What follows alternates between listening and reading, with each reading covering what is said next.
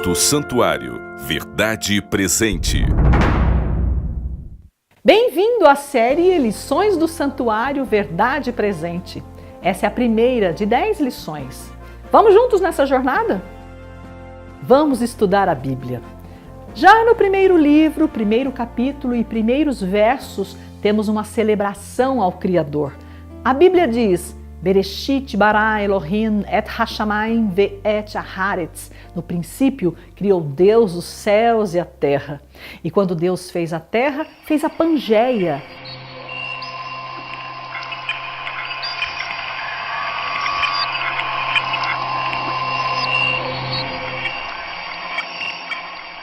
Fez um supercontinente.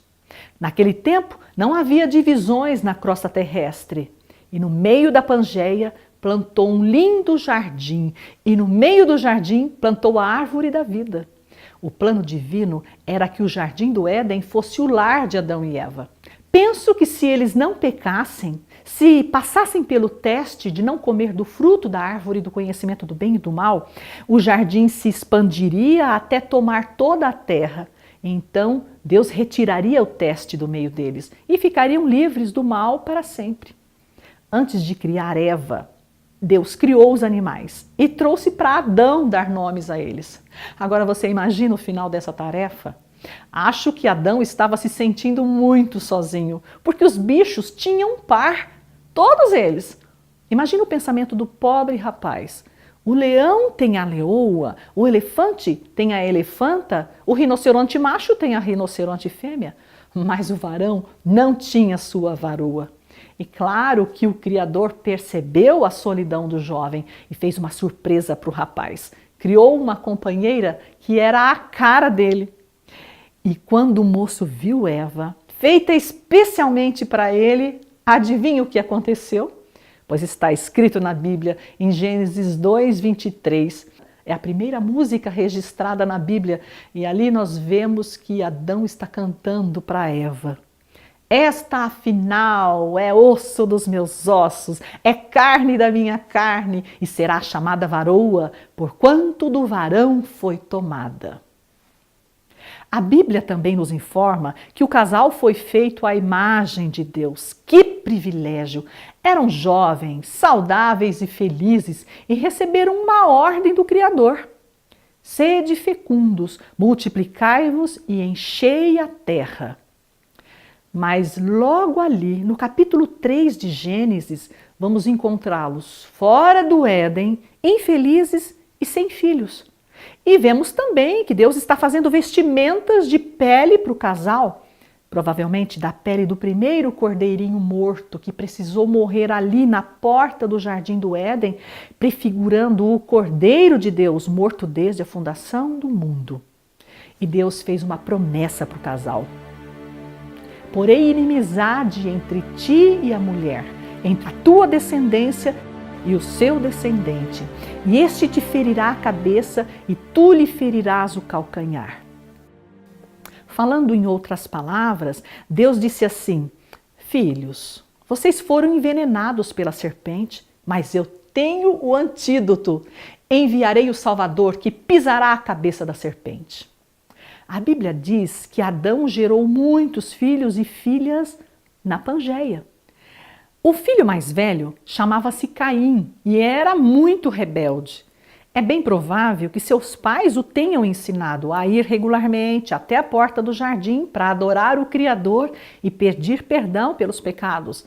Assim como seu irmão Abel, esse era o filho obediente e seguia direitinho as orientações divinas.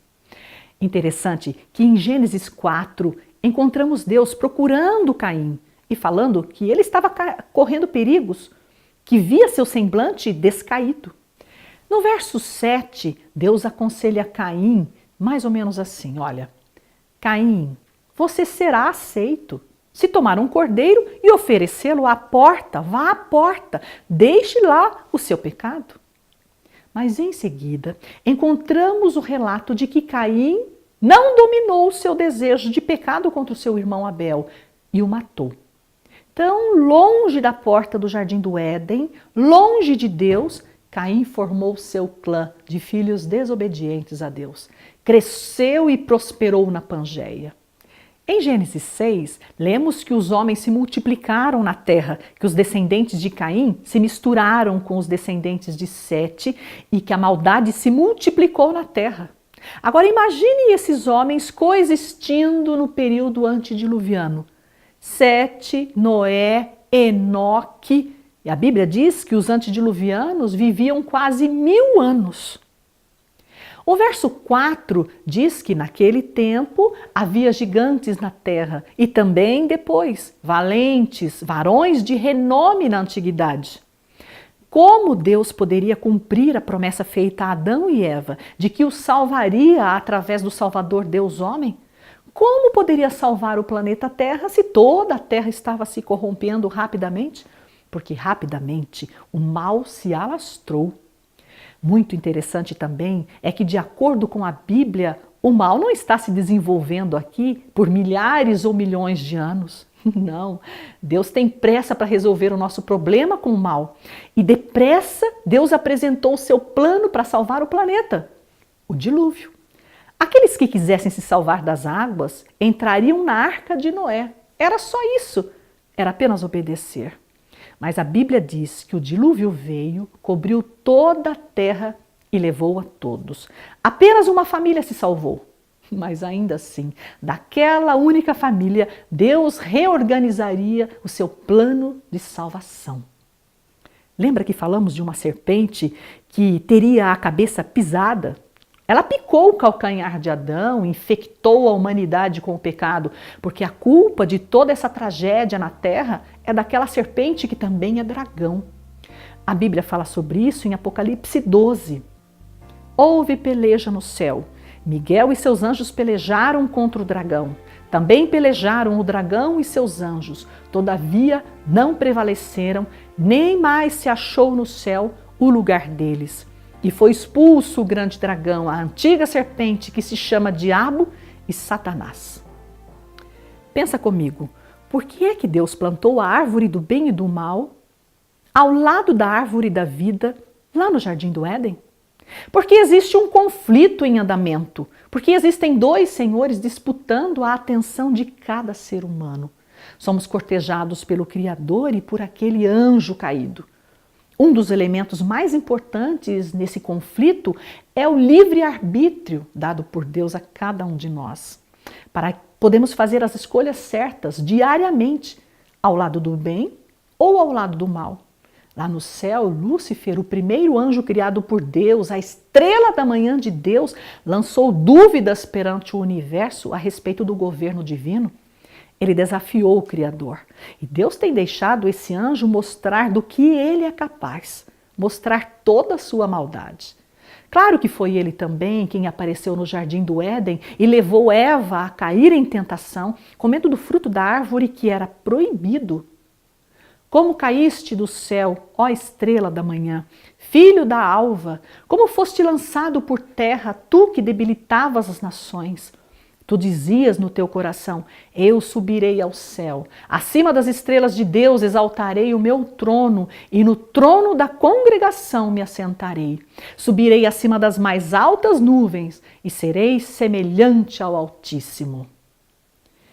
Na cruz, Jesus pisou a cabeça da serpente e acabou com as prerrogativas do anjo caído de ser Deus.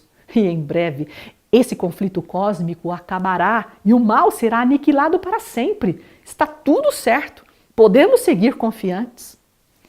Após o dilúvio, muita coisa mesmo mudou em nosso planeta. Aconteceu a deriva continental. E o supercontinente, o continente único, se fragmentou. Mas o plano divino de estar no meio do seu povo continuava o mesmo, porque o plano de Deus de encontrar seus filhos no meio do Jardim do Éden não deu certo. Mas agora, Deus então planejava morar no meio dos seus filhos nas terras de Canaã. Canaã era pedaço de terra entre os continentes habitados da época. Observe o mapa. Canaã estava localizada em posição estratégica no meio dos continentes habitados. Olha só, no meio. Interessante isso, não é? Entre a Europa, a Ásia e a África. Ali nasceria o Messias, que salvaria seu povo dos seus pecados. Então Deus chamou Abraão para sair de sua terra e ir para a terra de Canaã. Deus disse assim para Abraão: em ti serão benditas todas as famílias da terra. Porque Jesus viria da linhagem de Abraão. Por onde passava aquele homem, ele levantava um altar. Na porta de cada vilarejo, Abraão levantava um altar. Ele oferecia um sacrifício prefigurando o sacrifício do Cordeiro de Deus, que no futuro morreria pela humanidade. Com o tempo, o povo de Deus foi parar no Egito. Então Deus chama Moisés para conduzir aquela multidão de volta para casa, de volta para Canaã. E sabe o que acontece 3 meses depois que saíram do Egito? Apenas 3 meses depois, Deus fala com eles. É isso mesmo. É que está escrito nos capítulos 19 e 20 que Deus fala com eles no monte. Observe isto. No 3º mês de saída dos filhos de Israel da terra do Egito, no 1º dia desse mês, vieram ao deserto do Sinai. E ao 3º dia, o Senhor, à vista de todo o povo, descerá sobre o monte Sinai. Apenas 3 meses depois de juntar seu povo, Deus vai falar pessoalmente com eles. É que Deus tinha pressa para acomodar aquele povo. Deus tinha pressa para fazer daquela massa de gente uma nação.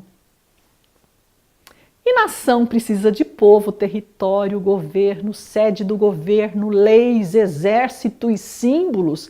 Por isso Deus tratou logo de se apresentar para o povo. Deus diz assim: eu sou o Senhor teu Deus, que tirei-te da terra do Egito, da casa da servidão. Em seguida, Deus apresenta suas leis do seu sistema de governo, que não é nem ditadura, nem democracia, mas é teocracia. A lei moral está registrada em Êxodo 20. E do alto do monte Sinai, a multidão acampada no deserto ouve Deus falando em alto e bom som. Não terás outros deuses diante de mim. Não farás para ti imagem de escultura. Não tomarás o nome do Senhor teu Deus em vão. Lembra-te do dia do sábado para o santificar. Honra teu pai e tua mãe. Não matarás, não adulterarás, não furtarás, não dirás falso testemunho, não cobiçarás. Os 10 mandamentos expressam o caráter de Deus, indicam o modo como devemos amar a Deus e amar o nosso próximo. Os 10 mandamentos são tão importantes que Deus orientou Moisés para que guardasse as 2 tábuas num lugar especial. Depois de declamar os mandamentos no Monte Sinai, Deus entregou para Moisés as 2 tábuas, contendo os 10 mandamentos escritos por ele mesmo. E assim que desceu do Monte Sinai, Moisés guardou as tábuas na arca que havia feito. Deus também disse para Moisés que tomasse o livro da lei e colocasse o livro da lei ao lado da arca da aliança do Senhor. Assim, nas tábuas estavam escritos os 10 mandamentos, a lei moral escrita pelo dedo de Deus. No livro estavam registradas as leis civis, cerimoniais e sanitárias dadas por Deus a Moisés. Essas leis regulariam a vida da nação emergente. Então nós vamos dar uma olhada em cada uma delas. Veja uma lei civil. Homem recém-casado não sairá à guerra, nem se lhe imporá qualquer encargo. Por 1 ano ficará livre em casa e promoverá a felicidade à mulher que tomou. Que interessante isso! No sistema de governo divino, a lua de mel deveria durar 1 ano. De fato, o Criador valoriza mesmo o casamento, hein? Veja só! Então vamos dar uma olhada numa lei de saúde que está em Levítico 11. Levítico 11 nos informa sobre animais imundos cuja carne não deve ser ingerida. Esse capítulo fala de animais que são impróprios para o alimento porque sua impureza está no DNA. Também o porco este vos será imundo. Vamos ver agora outra lei de saúde? Será imundo durante os dias em que a praga estiver nele. É imundo, habitará só. Sua habitação será fora do arraial. Esse verso prescreve a quarentena, muito antes da medicina moderna falar sobre isso. E vamos ler agora uma lei cerimonial. O que tem 8 dias será circuncidado entre vós, todo macho nas vossas gerações. A circuncisão era parte das leis cerimoniais, mas era também uma lei sanitária. Essa cirurgia, feita no 8º dia de vida do bebê, permitia cicatrização mais rápida, menos sangramento, menos dor. Agora pensa comigo. Se eram leis tão importantes e favoráveis ao ser humano, por que é que seriam só para os judeus? Claro que não eram só para os judeus, eram para a humanidade. E vamos em frente? Porque o povo havia saído do Egito há apenas 3 meses e Deus os preparava para serem a maior nação da terra. Ali estava o povo e à sua frente o território a ser conquistado. Deus havia se apresentado dizendo: eu sou o Senhor teu Deus. Apresentou suas leis e agora faltava a sede do governo divino. E me farão um santuário para que eu possa habitar no meio deles. Talvez Moisés tenha visto uma maquete tridimensional da construção e fez tudo certinho, de acordo com o modelo que ele viu no monte. Meses depois, a construção estava pronta e sabe o que aconteceu? Aquele povo viveu uma de suas mais extraordinárias experiências. Estou falando daquela nuvem que seguia o povo desde o Êxodo. Eu gosto dessa nuvem. Aquela nuvem que fornecia sombra e luz, aquela nuvem desceu sobre o tabernáculo. E a nuvem cobriu a tenda da congregação e a glória do Senhor encheu o tabernáculo. Você acha que aquela nuvem era nuvem comum? No dia em que foi erigido o tabernáculo, uma nuvem o cobriu, uma aparência de fogo. Nuvem com aparência de fogo? Porque não era nuvem comum. Esse fogo era fogo, mas não queimava. Porque o Senhor teu Deus é fogo que consome, diz a Bíblia. É Deus zeloso. Eu gosto tanto disso. E o projeto nacional já tinha povo, território, governo, leis. Faltavam as armas nacionais, porque uma nação também precisa de exército. No 2º ano após a saída dos filhos de Israel do Egito, no 1º dia do 2º mês, falou o Senhor a Moisés no deserto do Sinai, na tenda da congregação, dizendo: todo homem da idade de 20 anos para cima, todos os capazes de sair à guerra em Israel, contareis segundo os seus exércitos. O exército dessa nação seria constituído de homens da idade de 20 anos para cima e que não estivessem em lua de mel. Por último, a nação precisava de símbolos nacionais e Deus cuidou desse detalhe também. Os filhos de Israel se acamparão junto ao seu estandarte, segundo as insígnias da casa de seus pais, ao redor, de frente para a tenda da congregação. E aqui estão algumas bandeiras. Vamos começar com a tribo mais importante, que é a de Judá, porque Jesus seria da linhagem de Judá. E essa tribo ficava a leste, era a maior tribo reunida. Seu estandarte era o leão, prefigurando Jesus, o rei, o leão da tribo de Judá. A oeste estava a tribo de Efraim, com a bandeira do boi. Ao norte estava a tribo de Dan, com a bandeira da águia. E ao sul, a tribo de Ruben, com a bandeira do homem. Tudo pronto. A nação que marchava para Canaã tinha seu território a conquistar logo ali do outro lado do monte. O governo central do Todo-Poderoso sobre eles, a sede do governo, o santuário móvel, totalmente preparado para ser montado em território nacional, e as armas nacionais, tudo muito rápido. No início do 2º ano, tudo estava pronto para que a maior nação da terra evangelizasse o mundo. Que história, quanto amor desse Deus! Percebeu que as ações divinas seguem um ritmo, seguem uma espécie de ritmo de marcha para frente e constante?